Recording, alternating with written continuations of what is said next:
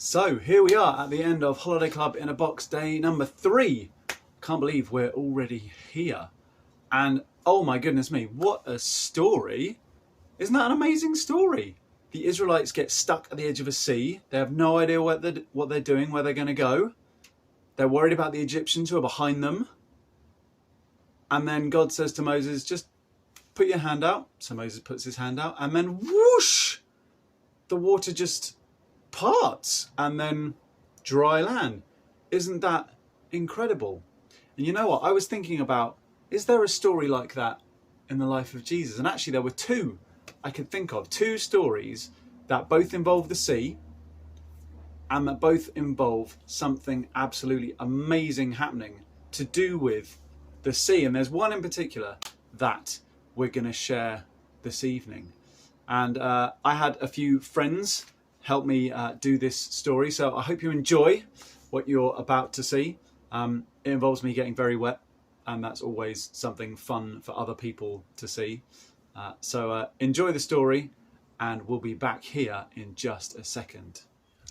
So Jesus and his disciples got into a boat and they sailed across the lake, and it was all completely fine and calm until in the middle of the night there was suddenly a very violent storm. There was waves, there was wind, they were getting so wet, they were really scared that something bad was going to happen. So they went and they got Jesus and they said to Jesus, "Lord, don't you care that we're going to drown?" And Jesus got up and he said to the storm, "Quiet, be still." And the storm stopped. Isn't that amazing? The storm just whoosh, stopped. And what the disciples said after that is something that really relates to our story about Moses today. They said, "Who is this man? Even the wind and the waves obey him."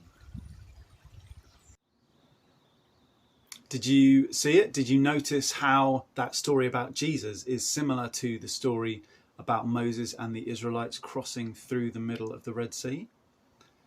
Well, hopefully you did. And it's that when the disciples were talking at the end, they said, "This man, who is he?